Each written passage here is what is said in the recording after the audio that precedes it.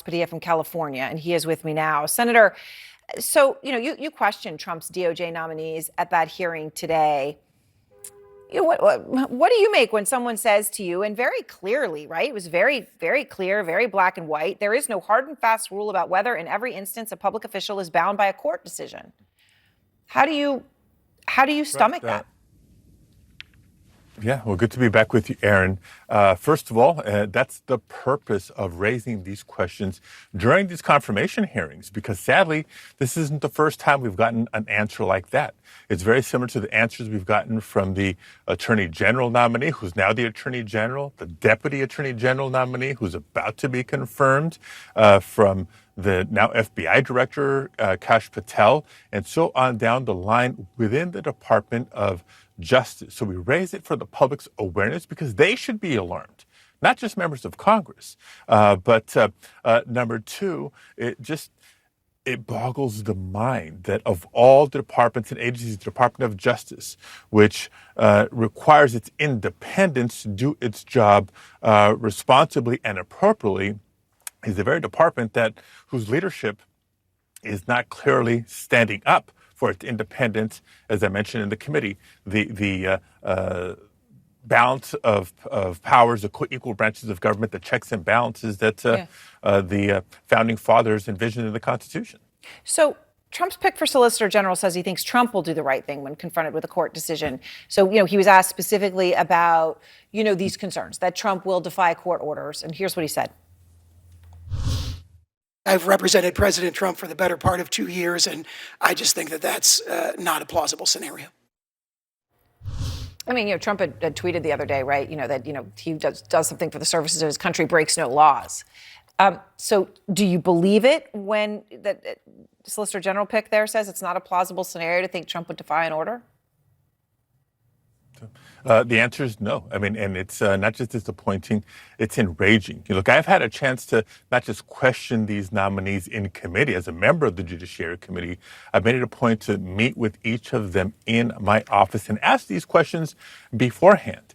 And they keep doing their best to duck, to dodge, to avoid answering the question directly. When they point to, well, that's just a hypothetical, or he's never done that to me, he would never do that to me, I tell them this is not hypothetical. In fact, he did it repeatedly in his first term as president. Just ask Jeff Sessions.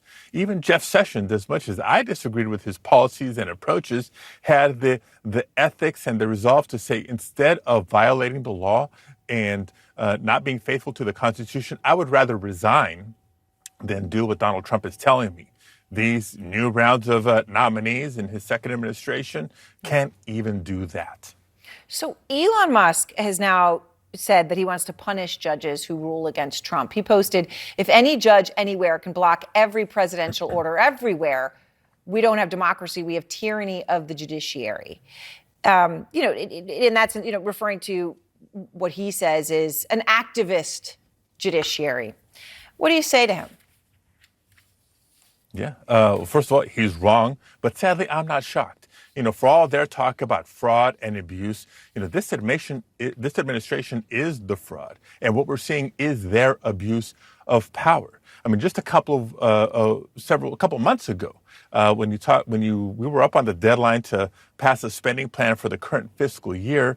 There was a bipartisan agreement on the floor of the House of Representatives, and Elon Musk chimed in saying anybody that doesn't go along with what President Trump wants will get primaried, will fund them, etc. Over the last couple of months, as confirmation hearings have taken place and nominees have come up for votes in the Senate, the same threats by Elon Musk, we will primary you if you don't fall in line with Donald Trump, and I will put the money behind it.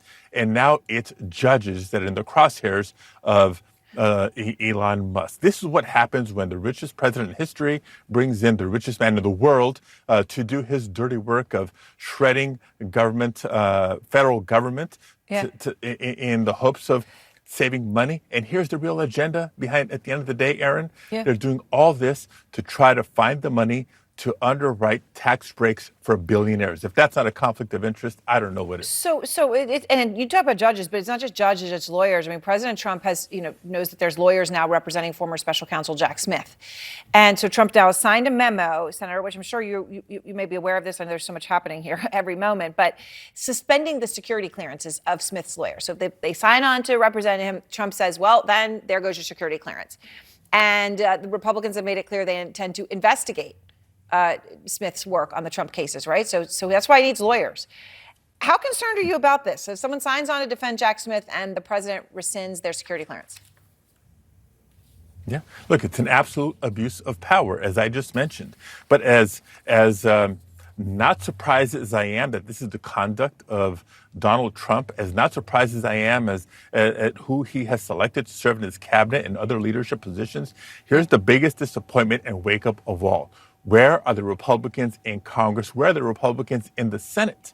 Are they going to stand up for the Constitution and their oath of office, or at least the interest of their own constituents, or continue to want to be more loyal to Donald Trump above all else? All right, Senator Time's running Padilla, out. I appreciate your time, and thank you very much, sir.